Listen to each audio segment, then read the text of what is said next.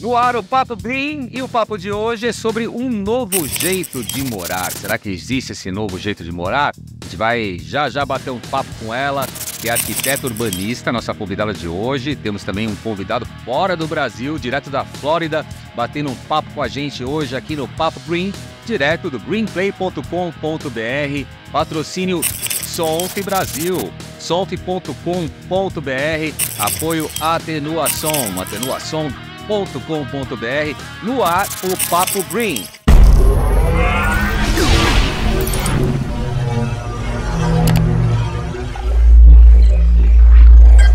Estamos aqui com o Papo Green.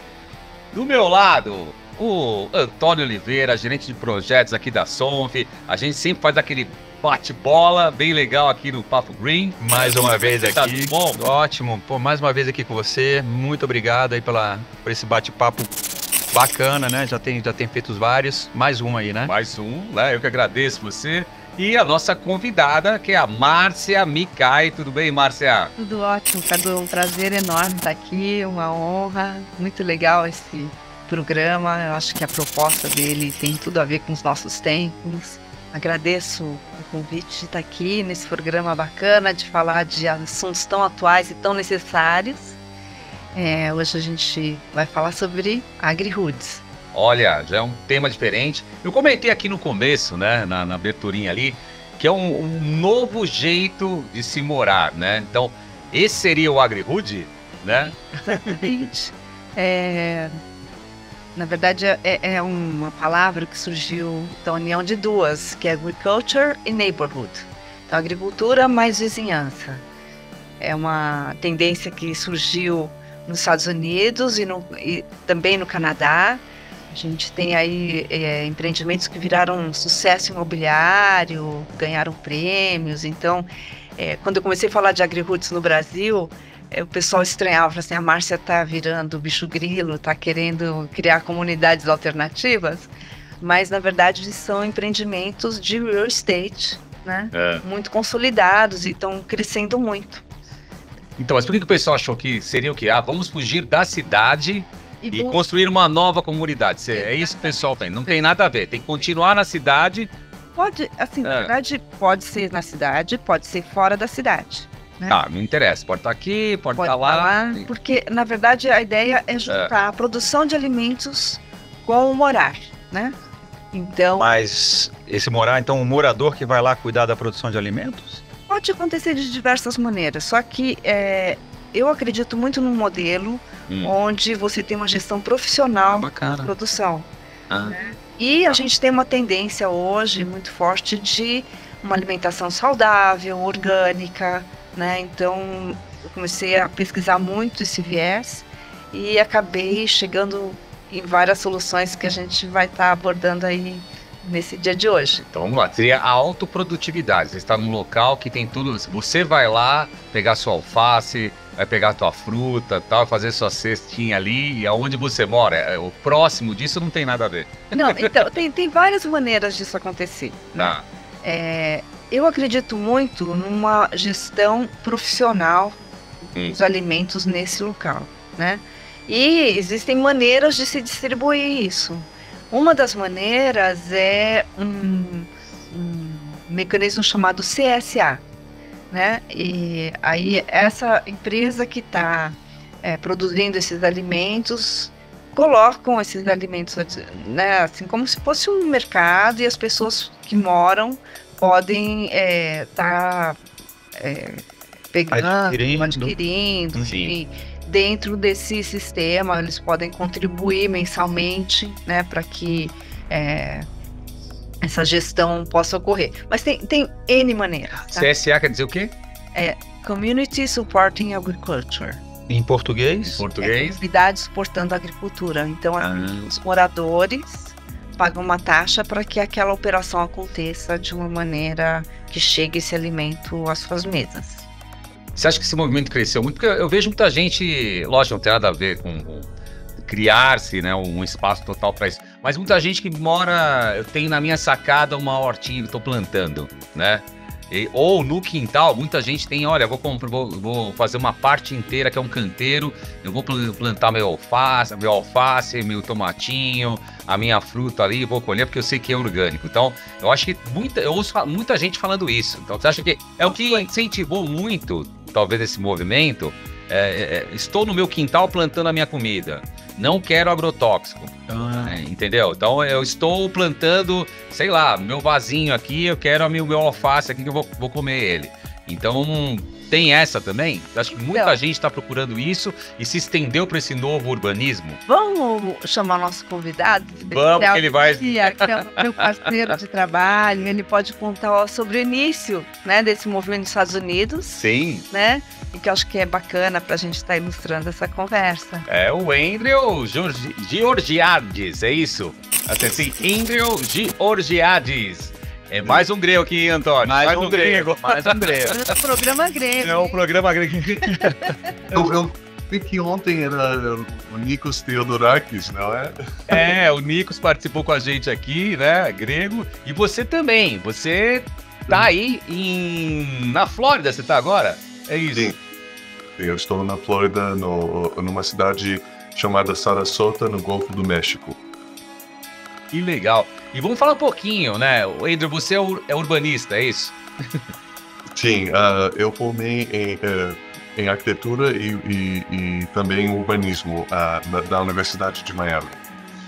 Eu estava até batendo papo aqui com a Márcia, né? Ela é arquiteta urbanista, né? Falou, não, mas os Estados Unidos é diferente, separam as coisas, né?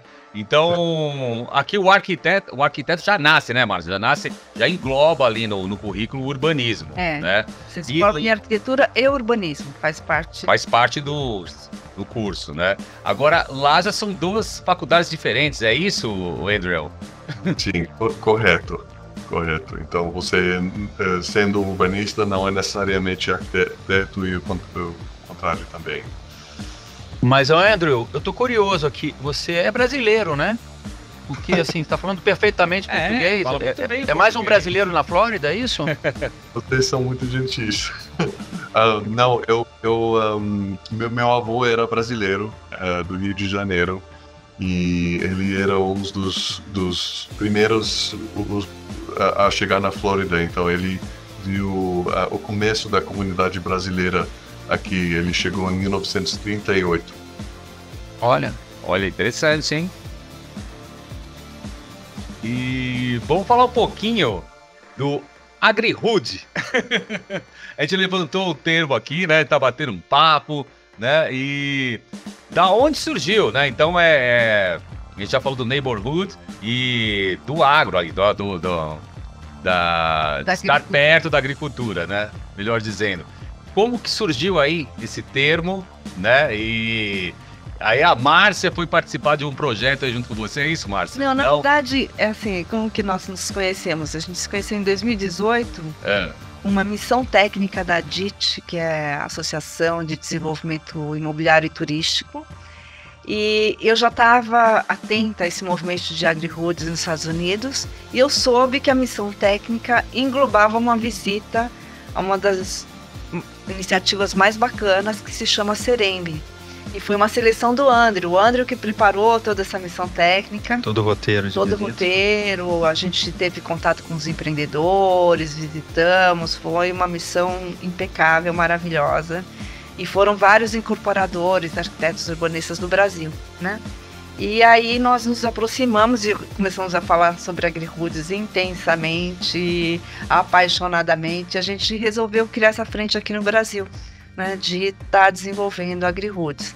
E dentro dessa minha pesquisa, eu comecei a ver qual que seria a melhor produção de alimentos. E aí a gente vai chegar nas agroflorestas. Mas deixa o Andrew falar o início, né? Depois a gente avança.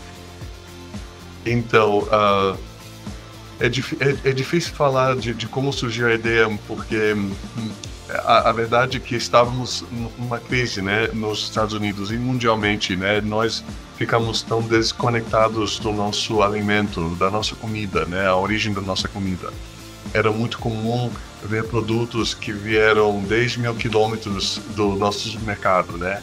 Então, E esses produtos importados e que viajam grandes distâncias para chegar na nossa mesa têm menos nutrientes, têm menos sabor, têm muito menos de tudo que dá felicidade, né, e saúde.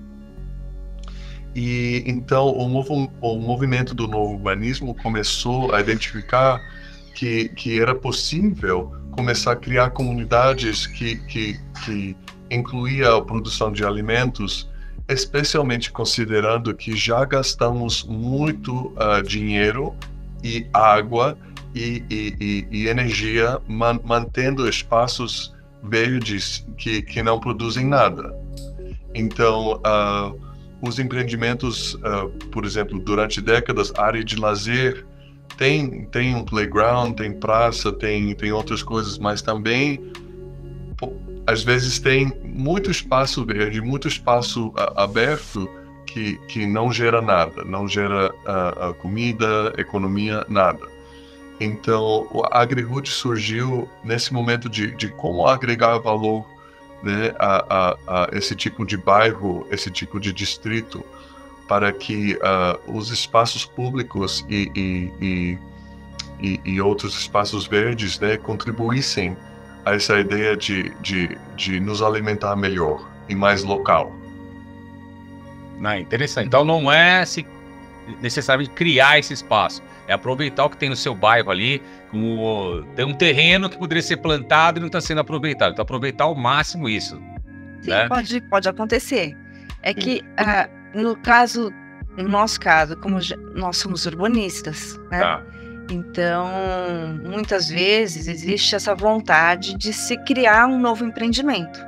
Então, nessa criação de novos empreendimentos, a gente já prevê um sistema produtivo como uma das âncoras do empreendimento, né? Isso pode ser, assim, aqui vocês já entrevistaram pessoas que estão ligadas às certificações, né? Dentro das certificações até fala de você ter uma horta conta um ponto, né? Você vai ganhando alguns pontinhos.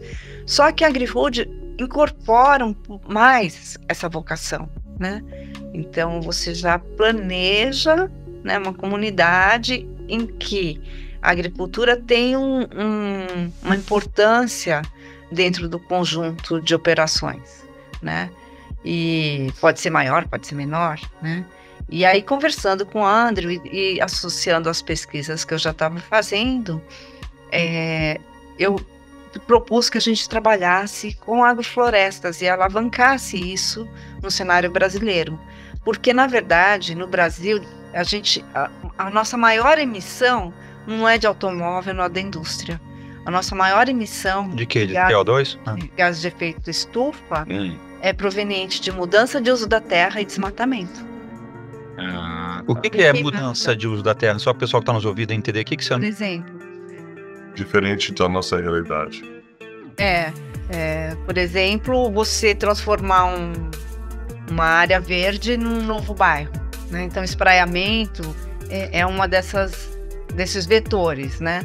Outra coisa é também desmatar para gerar pecuária, né, extensiva. As queimadas entram muito nessa coisa de abertura de terras, né? O pessoal às vezes associa queimadas necessariamente a grandes latifundiários, mas não. Os pequenos produtores às vezes usam esse sistema para abrir áreas para novos cultivos, né? Então, as queimadas têm muitos vetores, né, para estarem acontecendo. Então, um fogo pequeno se alastra, né? A gente vê aí os grandes desastres dos Estados Unidos não são para abertura de novas terras, mas é um pequeno fogo, muitas vezes... Que se alastrou. Se alastra e isso causa nossas queimadas também, né? Às vezes é um pequeno agricultor que está simplesmente tentando abrir uma nova área para um plantio, né? Então, assim, desmatamento, que também inclui queimadas, mudança de uso da terra, que pode ser para abertura de áreas para pecuária ou para novos bairros, etc. Habitação, né? Para habitação. Habitação também. É um grande vetor, né? Então, isso me fez despertar para a questão das agroflorestas, Porque o Brasil é um celeiro do mundo. Só... O que é agrofloresta? Chegaremos lá. Tô curioso agora. O que acontece? A gente tem muita produção de grãos, a gente tem grandes áreas voltadas à monocultura, né? E para a monocultura subsistir, a gente usa muito agrotóxico, muito insumo, fertilizante, esse tipo de coisa. E a agrofloresta, ela já existe como prática no mundo inteiro, mas no Brasil teve um suíço, que é o Ernest Goethe, que disseminou muito, né? Ele veio da Suíça para cá, se instalou na Bahia, começou com projetos de cacau, e ele trouxe essa possibilidade e disseminou muito esse conhecimento de consorciar espécies. Então, ao mesmo tempo que você planta alimentos para sua subsistência, então tem idades de plantio. Então, você pode colher alface no começo e no final do ciclo você tem madeira de lei. E no meio do caminho você pode ter fruta, você pode ter castanha, você pode ter uma série de espécies. Então, tem as espécies que começam o sistema e as espécies que estão lá no final, que são as madeiras. Então, você planta florestas ao mesmo tempo que você planta alimentos. Nossa, interessante isso, hein? Né? É totalmente diferente de uma agricultura tradicional, né? Exato. Totalmente, né? O pessoal chama de agricultura sintrópica, porque as espécies trabalham em cooperação, em colaboração. E uma ajuda a outra a crescer, né? E aí tem os ciclos de curto, médio e longo prazo.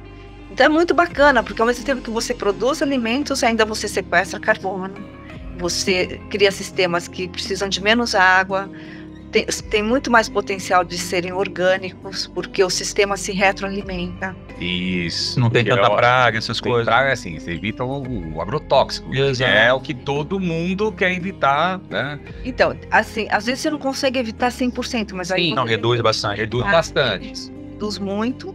E você pode criar sistemas com zero agrotóxico, né? Olha aí que maravilha. E é um sistema que precisa de muito menos água também, né? Porque hoje em dia, o pessoal está falando de uma série de espécies que consomem muita água. Então, além de você estar consumindo, sei lá, por exemplo, algodão, você está consumindo um monte de água. Quando você compra uma camisa de algodão. De algodão. E um monte de água envolvida nesse produto, né?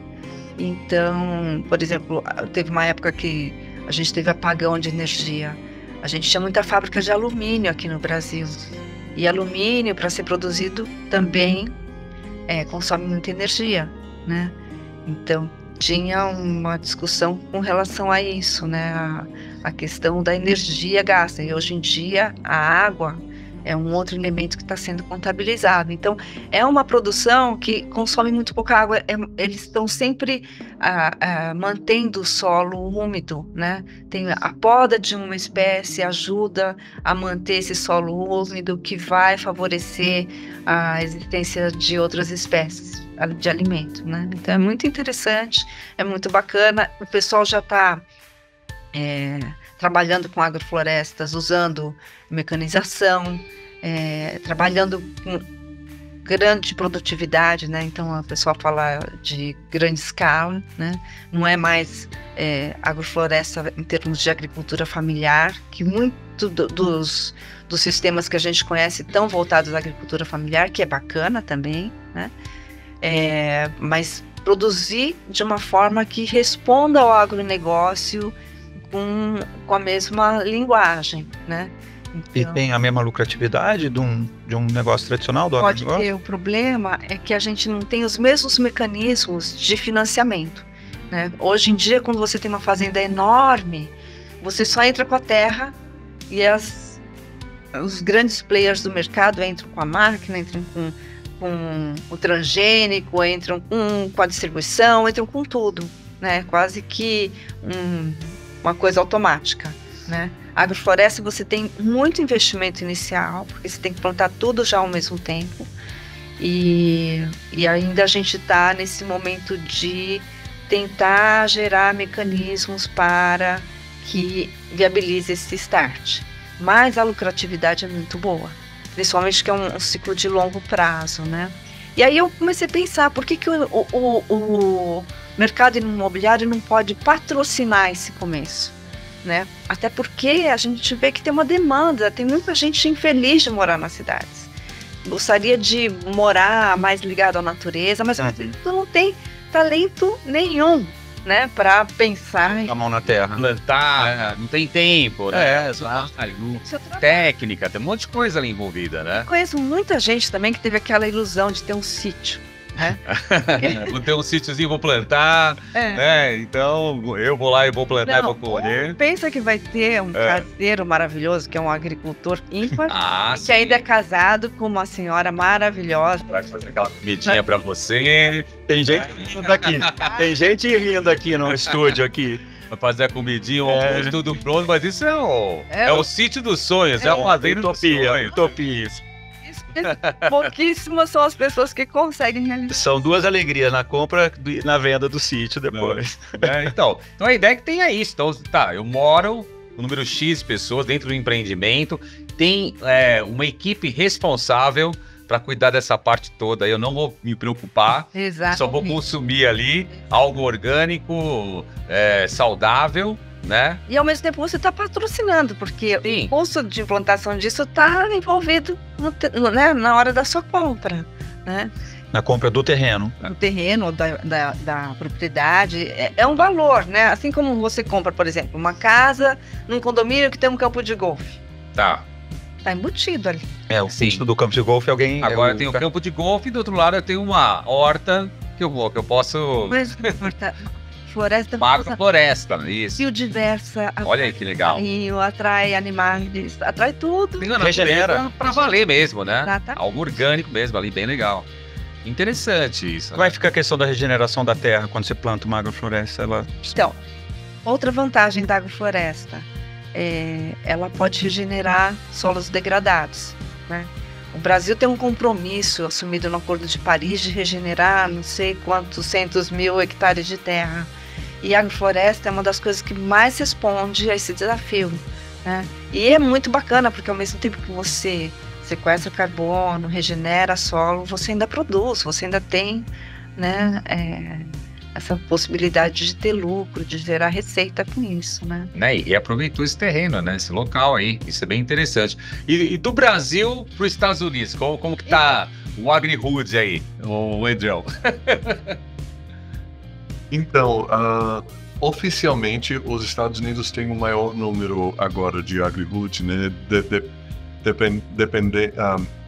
Eu acho que mais de 200 AgriHood, pelo menos, temos nos Estados Unidos e alguns estimam que os que não estão prontos ainda pode ser até talvez 800. Uau! Mas são centenas.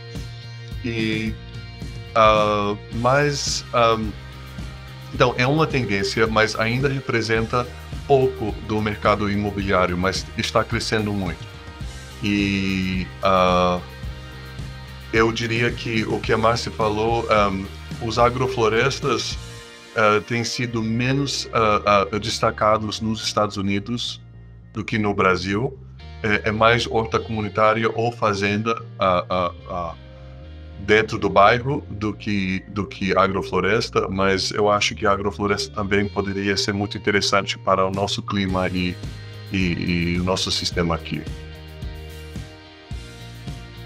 Porque lá é um clima... na verdade, bom, a floresta pode ser implementada em qualquer lugar. Isso que é o bacana. Qualquer bioma, né?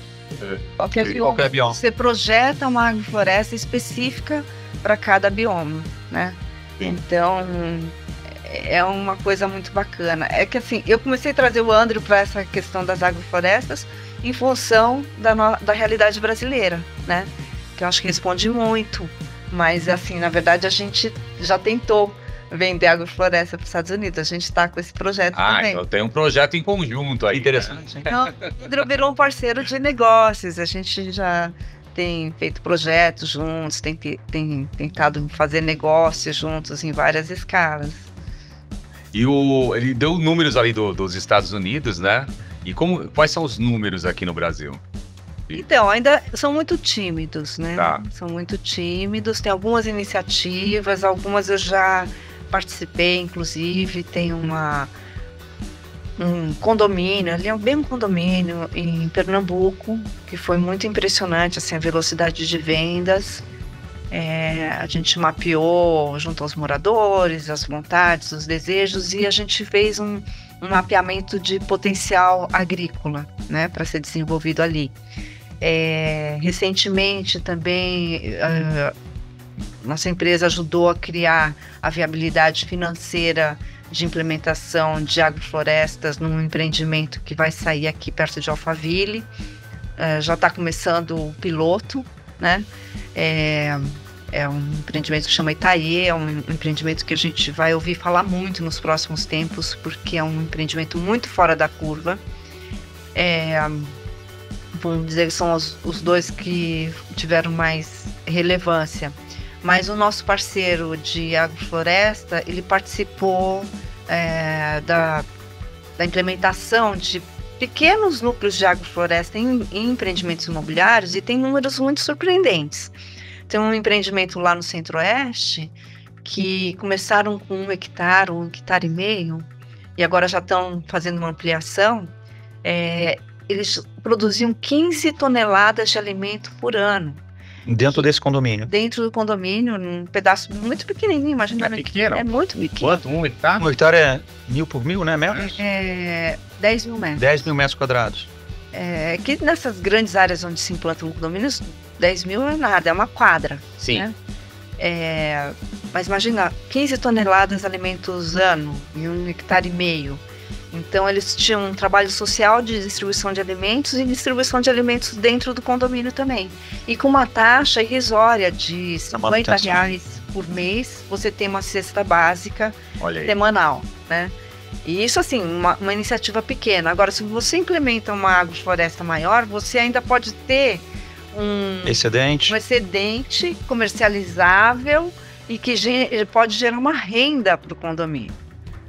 Interessante. Passa de despesa para renda. E atender a todo mundo que está dentro ali da comunidade, ele pode ainda gerar uma receita. Isso é o meu sonho, né? O sonho do Andrew também, né? Gerar essa receita. Exatamente. Porque pode inverter toda uma relação de morar, né? Então, de construir. Você tem o gasto ali, vamos lá, de um condomínio. Mas tem, você falou, uma cesta básica e produtos orgânicos a mais e naturais por R$50, tá ótimo. Nossa, imagina. Então seria acrescentado isso no valor do condomínio, por exemplo, ou não? Isso dentro de uma escala pequenininha. Uma escala pequena, tá. Agora, dá para ter N formatos diferentes. A gente pode compor uma agri-hood de diversas maneiras. Uma das perguntas, como que eu posso fazer uma agri-hood? Né? Assim, pode ser numa área rural e pode ser numa área de expansão urbana e pode ser em área urbana. Eu e o Andrew, a gente tem trabalhado mais em áreas de expansão urbana e rurais, né? A gente já fez vários estudos para áreas maiores, porque a gente tem essa visão de implementação de agroflorestas, né? Mas tem gente que fala de agri-hood com, vamos criar vinhedos, oliveiras, enfim, pode ter outras vocações, mas é que a gente gosta muito, a gente é muito apaixonado. Olha, eu lembrei agora da minha infância, acho que foi o primeiro agri-hood. Porque eu morava em Santana, ali no Jardim França. Aí a minha casa tinha a rua de baixo, que era Santa do Alberto, nunca esqueço. Entre a rua de cima e a de baixo tinha um terreno, tinha uma paineira, né? Eu lembro que tinha até a paineira, os algodões na época, ia pra dentro de casa aquilo. Então um senhor que era um advogado, chamava Seu Martello, ele, um italiano. Ele se aposentou e aí ele começou a carpir lá, deixou a paineira lá, o terreno pegava casas na lateral, a minha casa ficava aqui com 2, 3 vizinhos, era um quadrado. Sim.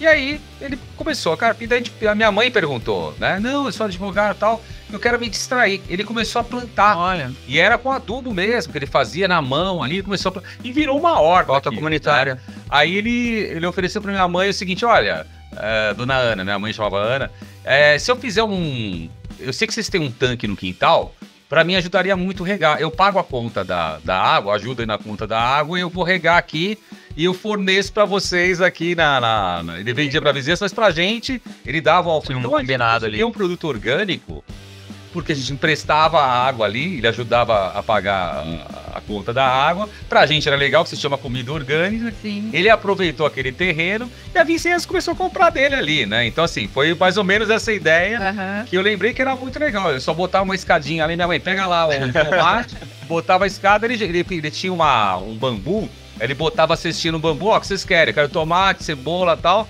Fazia a feira ali do quintal, né? E foi muito interessante isso. Foi algo, anos 90 isso daí, né? Eu era adolescente, foi bastante, não, até mais, anos 80 isso. Mas eu acho que é o sonho de todo mundo que mora na cidade, né? Isso fazia a feira, você ia na feira, no mercado e tal, e de repente você tinha num terreno que não estava sendo aproveitado, Exato. né? E ele conhecia, era um problema de herança, então ele conhecia o dono do terreno. Tinha autorização. E ele falou, olha, eu tô aposentado, eu gosto de plantar, o sonho dele era plantar.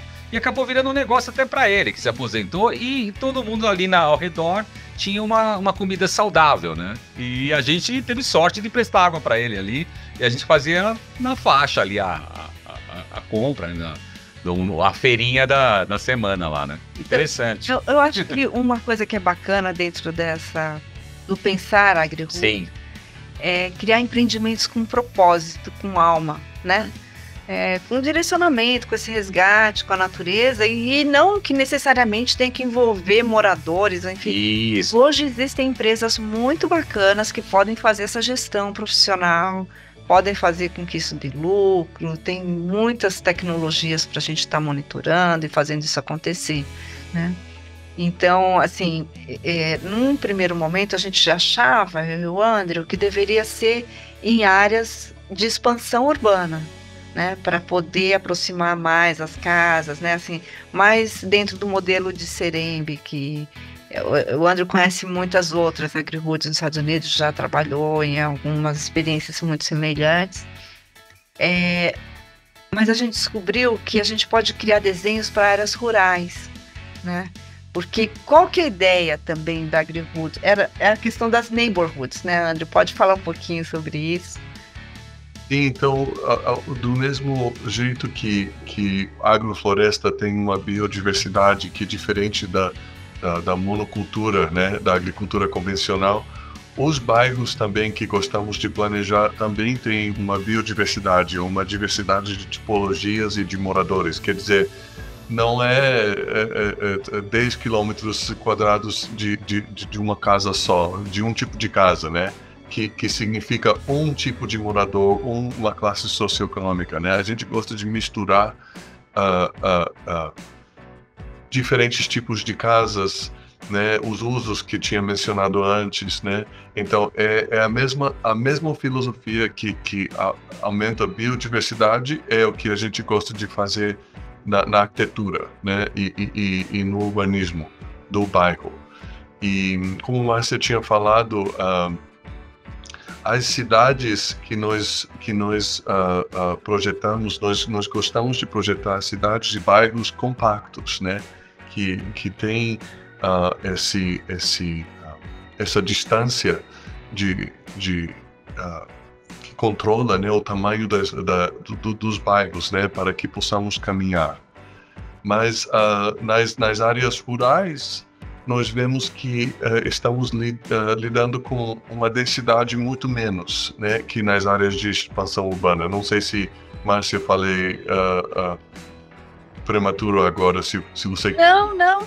É que, assim, o parcelamento rural, a maior parte dos municípios falam que o módulo mínimo são 2 hectares. Então, assim, seria um conjunto de sítios, então não tem vizinho. Não tem um urbanismo, né?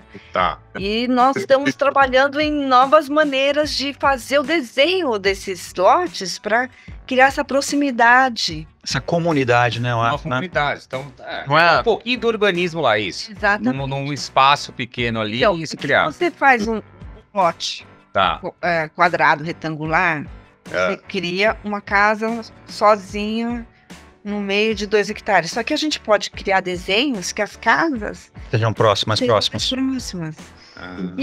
Que são as inspirações do novo urbanismo. Que, na verdade, nos Estados Unidos eles falam de novo urbanismo, mas é o velho urbanismo que inspirou o novo urbanismo. Eram aquelas vilas onde as pessoas tinham uma convivência, né? Onde não tinha carro. onde tinha essa coisa da relação do pedestre com as casas, com as ruas, né, com os vizinhos. Você conheceu seu vizinho, então, vizinho, né? Que tipo, ó, fiz um pão agora, vou te pegar um pedacinho de pão. Isso não tem mais, né? Até tinha com a vizinhança, lembro quando... Isso há muitos e muitos anos. Trazer isso de volta. Resgatar isso, né? Então, né? Resgatar isso aí. A relação do morador com a rua. Isso. E tem que... O carro é o que mais atrapalha essa relação. Você andar, isso é saudável também, a gente não anda, né? Você faz tudo de carro no bairro, né? O Andrew até comentou, acho que nos Estados Unidos é tudo de carro, né, Andrew? Sim, infelizmente. O povo não quer andar aí, né? Exceto aquelas cidades que eu mencionei, né? Onde tem um urbanismo mais escala humana. Então, é o que você falou, né? De trazer isso daqui de volta. Vamos andar, caminhar, eu vou lá na minha horta ali, eu sei que eu tenho ali minha comidinha, eu vou lá e já peguei. Enfim, tudo perto, né? A gente procura isso em bairro, né? Então, eu moro aqui, posso deixar meu carro na garagem, mas na avenida que eu moro tem tudo. Tem o mercado, tem a farmácia, tem isso. Então, a gente já procura isso. Mas de uma maneira mais, né... Nesse esquema, eu quero estar fora da bagunça, que é ter mais próximo do verde. Estar mais próximo do verde. Então é esse conforto que a gente quer. Então, e aí o desenho entra como uma parte muito importante de você poder proporcionar essas relações. Tem um desenho nos Estados Unidos que é muito bacana, que o brasileiro às vezes fica receoso, o incorporador principalmente, que você faz uma rua para o carro entrar na garagem, e a frente da casa tá para uma outra rua, que é a rua dos pedestres. É muito interessante. Você não para o carro na frente da casa, então? Não para o carro na frente da casa. O acesso é sempre por trás. É. Você não vê carro, então, na rua de pedestre você não vê carro, então. Então tem um lado do pedestre e um lado para você parar o carro, é isso? São dois lados diferentes. Interessante isso aí. E aí você cria necessariamente essa visão. Fala, Andrew. Não, eu dizer que o que nós chamamos de alley, né, que é essa rua de trás, também é onde o lixo vai, né, e daí quando no dia do lixo, não fica do lado de fora da frente, da fachada da casa. E a falta de garagens na frente também ajuda com a fornecer, como é que se diz, front porch, aqueles espaços cobertos, né, pórtico, não sei. Como se fosse uma pequena varanda. Sim. Sim. Você muda o desenho da casa, na verdade. É isso aí. Que ajuda essas interações e essas conversas entre vizinhos. Por exemplo, se eu tenho espaço para colocar uma cadeira na frente da casa, porque não tenho toda a fachada garagem, né, que é uma coisa muito, né? Daí ajuda, e a gente vê que não é só teoria, a gente vê nesses empreendimentos que quando a gente caminha por essas ruas, né, a gente vê que as pessoas estão conversando, estão se conhecendo melhor, e a arquitetura não está atrapalhando essas novas amizades, né, acontecerem. Eu tive uma experiência agora, só para, assim, estava em Houston, lá na área fora de Houston, que é mais ou menos o que o Andrew falou anteriormente, desse espraiamento e desses condomínios convencionais. Assim, como brasileiro está acostumado, você não vê ninguém na rua. É uma coisa assim meio... aquela coisa do filme de zumbi, né, que não tem ninguém na rua. Daí você olha de novo, assim, daqui a meia hora não vê ninguém na rua. Daí você vê um carro passando, de repente outro carro passando. Eu acho desesperador. Assim, é uma coisa assim, para quem está acostumado, né, nesse nosso dia a dia de ver gente na rua, não sei o que. Daí eu falei, não, agora eu vou no 5 horas da tarde, daí ter alguém, não tinha ninguém na rua. Daí você fica até com medo de andar na rua, assim, né? Daí não, claro, às vezes passa alguém com um cachorro, mas é uma coisa assim, né, esporádica. Eu tô entendendo agora o que eles estão falando, com essa questão desse desenho, as pessoas se aproximam mais da rua, você tem mais contato, e quando tem mais contato, necessariamente, pelo menos um bom dia você vai ter que dar pra pessoa, né? Você não vai, né? E um bom dia depois se torna um cafezinho, eu imagino desse, isso tem até música, né? Quando a gente fala até do nosso urbanismo antigo, o urbanismo mais colonial, e existe aquela imagem, são casas simples com cadeiras na calçada, né? Então, assim, a gente tem essa imagem também do antigamente, assim, a gente vai para algumas cidades coloniais, isso existe, né? As cadeirinhas, as pessoas conversando ali, Traz uma segurança, conforto. Você sabe que você vai bater, você vai sair daqui, vai bater na porta do vizinho, vai ter que você conversar com você. Então isso daí é uma segurança. E hoje, às vezes, você tá no seu prédio, tem vizinho que não conhece. Exato. O cara tá no 10º andar, você vai conhecer por acaso, se você for na piscina ou algum lugar, um trombone no elevador e fala um bom dia. Exato. E mesmo assim você não sabe o nome e não conhece, né? Isso no seu prédio ali, né? Exato. Agora imagina na rua ali. Então, e aí, na verdade, esse novo urbanismo é o resgate do velho urbanismo, né? Do contato físico, da Visual. comida próxima, natural, orgânica, boa, o bate-papo, a troca, né? E com tecnologia. E com tecnologia, que é o mais legal agora, né? Teve uma coisa que o André falou que acho que passou meio desapercebida, mas eu acho que quando ele fala tipologia de prédio, etc., e essa questão do social, eu acho que tem a ver também de integrar mais as pessoas mais idosas, né? Sim, Explica um pouco essa parte, eu acho que não ficarem só num... Explica um pouco como é que essa proposta de vocês desse urbanismo aí, de integrar mais pessoas de idade, classes sociais, como é que funciona isso? Então, como você disse, nós temos uma expressão aqui, aging in place, envelhecer no lugar, mais ou menos, é a tradução. E isso significa que os bairros e os distritos ou cidades, quando tem uma monocultura, né, um único tipo de casa, né, por grandes distâncias, então quando a pessoa envelhece, quando aumenta, diminua o tamanho da família, às vezes esse tipo de casa não é adequado, não é o que a família precisa, né? Então, quando um bairro tem uma alta diversidade de diferentes tamanhos e tipos de casa, né? Apartamentos pequenos e grandes, casas geminadas, casas separadas, vilas, né? Quando tem essa diversidade, uma pessoa pode morar nesse mesmo local o ciclo de vida, né, inteiro. Sim, ela vai mudando de casa, né? A família vai crescendo, diminuindo, vai para né? Sim, quando, por exemplo, a pessoa ficou viúva, né, e depois não precisa de tantos quartos, ou os filhos cresceram e agora não moram mais sabe? Então, esse tamanho, as necessidades são diferentes sempre, e daí nós não deveríamos ter que quebrar todos os nossos vínculos de amizade porque não tem opções perto de casa.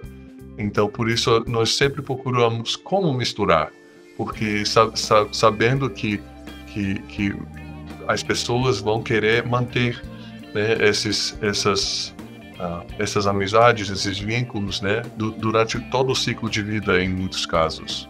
Interessante isso. Pode mudar de imóvel no mesmo bairro, né? E mantendo as amizades, Exato. mantendo o seu convívio social ali, que é qualidade de vida também. Que é uma rede de apoio também, às vezes é uma rede de apoio também, quando a pessoa vai se tornando mais idosa, né? E aí, num estudo também que a gente tem ficado atento, que são as Blue Zones. Sim. Blue Zones. Blue Zones. Zonas azuis. Ah, tá. Blue Zones. Tá. Fala um pouquinho, Ana.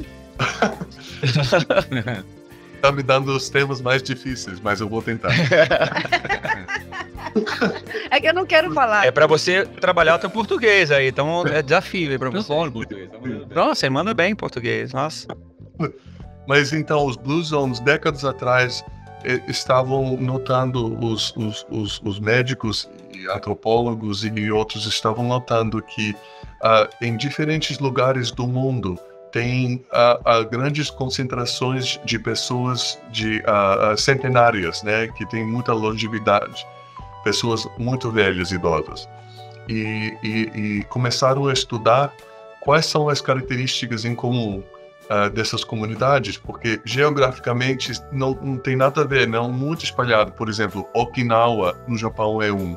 As ilhas gregas, como Icaria, é outra. Sardênia, Costa Rica, parte da Califórnia, né? Então, nós vimos que em diferentes climas, diferentes culturas, estavam surgindo essas comunidades saudáveis, né? Que as pessoas viviam bem, com qualidade de vida, e era muito comum passar 110 anos, às vezes. Em Sardenha, as pessoas de 110 anos consideravam os de 100 anos jovens, né? Adolescentes. Tipo, o meu vizinho não tem experiência de vida, ele só tem 90 anos. Então, começou a identificar essas, apesar de ter tradições culinárias muito diferentes, todos eles tinham esses vínculos sociais muito fortes, né? E daí as pessoas precisavam desse contato diário, né? Para sentir relevante, que a vida tem significado, e era necessário não estar isolado. Era uma das coisas primordiais que foi aprendido no estudo de Blue Zones, né? E como o Márcio falou, propósito de vida, né? As pessoas que se dedicavam ou à agricultura, ou a artesanato, ou outra atividade, né? Que a arte, que dava significado à vida deles, ajudava muito, porque eu quero acordar todos os dias quando eu tenho um propósito forte, definido, né? Então, a comida já falamos, né? O acesso a bons ingredientes, né? E eliminando as comidas industrializadas era outra coisa em comum dos Blue Zones. Então, podíamos falar horas e horas sobre Blue Zones, mas tudo isso a gente gosta de lembrar quando estamos projetando, né? Não é que a gente pode garantir que os nossos bairros, que você vai passar 100 anos, 110 anos morando em um dos nossos bairros, mas a gente não quer fazer nada que atrapalhe, né, essa longevidade, que encurta desnecessariamente as nossas vidas. Então, isso é uma filosofia que nos guia muito. Interessante, hein? Eu dei uma palestra uma vez num dos espaços do Google que estava discutindo justamente essa questão do envelhecimento. E eu trouxe os indicadores do FIB, não sei se você já ouviu falar, que é Felicidade Interna Bruta. É diferente. FIB, que legal, hein? E tem muitas empresas, países que estão usando essas métricas do FIB, que surgiu no Butão, um país que ninguém conhece, quase. Não conheço. É lá nos Himalaias, né? Mas assim, é um país muito simples e assim, eles tentam preservar muito a cultura, etc. Eles também têm uma longevidade, têm umas coisas muito interessantes, mas esses indicadores são de qualidade de vida. E no Butão, as pessoas, mesmo não sendo uma nação rica, eles têm uma percepção de terem uma qualidade de vida, né? E isso virou um indicador para muitas empresas, países, para começarem a repensar que hoje em dia não é só FIB, não é só PIB, mas tem o FIB. Tem o FIB, né? Felicidade Interna Bruta. Sensacional. Bacana. E um dos slides que eu montei sobre o FIB era justamente de Okinawa. Eu sou descendente de pessoas que vieram de Okinawa. E aí descobri essa questão das Blue Zones, que inclui Okinawa também, é uma coisa muito interessante, porque uma das coisas que me fez me ligar à discussão da sustentabilidade foi que eu, desde criança, eu ouço uma palavra que é motainai. Motainai é desperdício. A gente não pode praticar desperdício, né? Em japonês. Em japonês. Assim, minha família não falava japonês, eu não sei falar quase nada de japonês, eu sei pedir as coisas certas num restaurante japonês, eu não sei falar japonês, infelizmente, mas isso é sequela de guerra e tudo. Mas motainai eu sempre ouvi. Então, assim, você não pode desperdiçar, você tem que reaproveitar, reutilizar, reciclar. Isso sempre teve na minha família. Até porque teve uma coisa de guerra, de escassez e tudo. Então, isso sempre foi muito praticado. E resgatar essas questões de Okinawa, né? Dentro dessa questão das Blue Zones, de ver, justamente nesse slide, tinha pessoas muito bem idosas convivendo com crianças. Então, essa coisa multigeracional, porque hoje existe uma tendência de você ficar criando depósito de velhos. Tudo bem, dá para entender que tem necessidades especiais, tem uma enfermeira que cuida de todo mundo e tudo mais. Só que você isola, você vai criando, né, guetos. Então, criança está aqui, até em empreendimentos imobiliários. Sim. Assim, você vê um condomínio de prédios, aí embaixo de um prédio é o salão dos jovens, salão das crianças, o lugar dos velhos. Cada um no seu quadrado, no seu departamento. Né? É isso. O que a gente precisa é aprender. Unir todo mundo. Unir, né? Todo mundo. E justamente um dos quesitos dessa apresentação e desse slide é essa demonstração de que é tudo muito saudável, né? Assim, você tá convivendo com idoso, né? E criança. Então, quando vocês pensam nesses projetos AgriRoots, vocês também pensam nessa questão de como aumentar a convivência entre as gerações. Entre as gerações, né? Qualidade de vida total, né? Aumentar o target social, né? É um desafio, né? Desafio. Mas enfim, são as reflexões que estão... Não, achei sensacional, né? E para encerrar, né? Eu queria que vocês falassem rapidinho do que vocês estão confabulando aí. Ficam olhando para o outro aqui, dando risada, mas eu sei que vocês têm um projeto aí em comum, né? Sim. Parece que o Andrew veio pro Brasil, vocês trocaram uma ideia e bolaram alguma coisa. Conta aí pra gente. Então, um projeto que está acontecendo no Centro-Oeste. A gente, ano passado, ficou muito debruçado sobre isso, em cima de uma metodologia que é muito bacana, que chama Charrette, que eu também fiz meu mestrado em cima disso, e que o André é um super mega experiente em, né? Ele trabalha com charretes e já fez charretes no mundo inteiro, que é um processo colaborativo de projeto, né? Você envolve todos os players numa agenda super organizada para você construir um master plan, que é como a gente chama, né, esse projeto, mais coeso e com a interferência de todos, do que ficar enxertando no meio do caminho. Esse projeto é um projeto na região de Brasília, numa área de 11 milhões de metros quadrados, em área rural. Nossa, grande. Bacana. Então, ele vai ter essa vocação rural mesmo, pode ser que tenha diversas atividades diferentes, agroflorestas, vinhedos, enfim, está sendo estudado, né? A gente não pode falar muito que está em fase de aprovação, mas vai ser uma grande referência aí para os próximos tempos, né? E o bacana é que foi possível dentro de uma área rural. Então a gente teve a participação de um chefe de cozinha, que vai valorizar muito essa questão do cerrado, porque o cerrado é um dos biomas que está sendo mais ameaçado no Brasil. Mais do que a Amazônia? A Amazônia todo mundo já conhece, a Mata Atlântica também. E o cerrado quase não se fala, né? Quase não se fala. E o cerrado é um dos biomas mais sensíveis. É o cerrado que tem todos os berços de todas as águas nas nossas bacias. E como é uma vegetação mais mirradinha, o pessoal acha que não é um... Deixa pra lá. Passa o trator e abre empreendimento e põe gado e põe monocultura e põe grãos, está chegando grãos de uma maneira muito forte e vai acabar com a nascente das nossas bacias. Então, assim, a gente está muito entusiasmado com essa possibilidade de estar fazendo um trabalho que vai ajudar a manter essa biodiversidade, vai ajudar a manter essas águas, né? E quem for morar lá, então, pode morar lá e trabalhar em Brasília, por exemplo? É possível? É possível, mas assim, eu acho que a gente hoje tem uma questão, porque o novo urbanismo tenta conter um pouco essa questão do deslocamento. Hoje a gente viu que o trabalho remoto é uma realidade. Os nômades digitais, que pareciam uma ilusão do passado, eles são reais.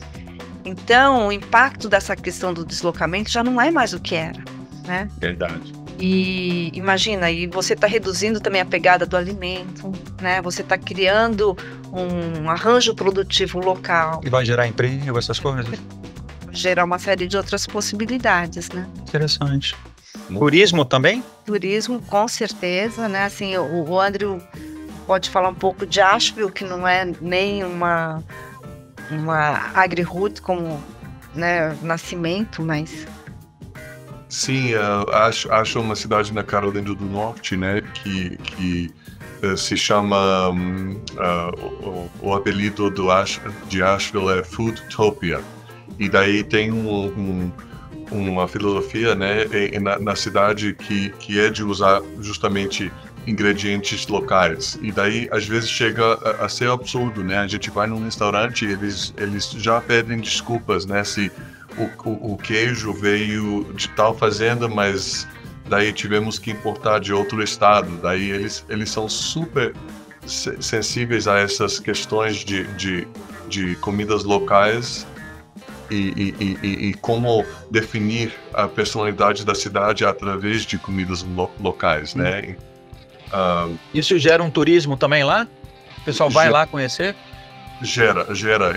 Em todo tipo de turismo. Por exemplo, tem alguns que estão fazendo urban foraging, que é procurar cogumelos nas florestas urbanas da cidade, né? Como identificar as venenosas das que são seguros para comer, né? E daí tem um monte de diferentes atividades sobre a gastronomia, vender essa ideia de terroir, né? Que é uma palavra francesa que significa o gosto específico de cada lugar na terra, né? Porque um vinho tem um gosto de tal fazenda, mas na outra fazenda é diferente, né? É o solo, é o tipo de uva, é o processo, né? Tudo isso... tipo da água, né? Qualidade da água. Tipo de água. Então, quando a gente descobre, vai descobrindo o terroir de cada lugar, a gente está estabelecendo a personalidade e a economia do lugar, né? Baseado nesses... Porque o que a gente não quer é que tudo seja igual no mundo, né? Porque se fosse, ninguém ia querer viajar, aprender e ter essas experiências. Então, as diferenças são importantes para a nossa felicidade e a nossa economia. Muito bom. E ó, tá chegando no final, né, aqui do Papo Green. Eu sei que tem muita coisa aqui, já tem que bater um outro papo sobre isso daqui, que eu gostei demais. Né? Adorei todos os termos aí, desde agri-food, o FIB sensacional. Blue Zones, né? E queria agradecer você, Adriel. Muito obrigado aí pela participação aqui no Papo Green, direto da Flórida, trocando uma ideia com a gente. Eu agradeço. O americano com alma grega e espírito brasileiro. Isso. E vice-versa. Eu amo o Brasil. Muito obrigado, viu, Andrew? Sempre convidado a participar com a gente daí da Flórida. E quem sabe um dia aqui com a gente no estúdio, aqui no Brasil, né, Adriel? Fazer uma visitinha pra gente. Adoraria estar aí com vocês. Né? E agradecer a Márcia Micai. Né? Obrigada, eu que agradeço. Muito legal o papo também. Tamo junto aí. Então, valeu, obrigado, Andrew, Antônio, sempre com a gente aqui, e a Márcia, encerrando aqui mais um Papo Green. Até, próximo bate-papo, hein? Valeu!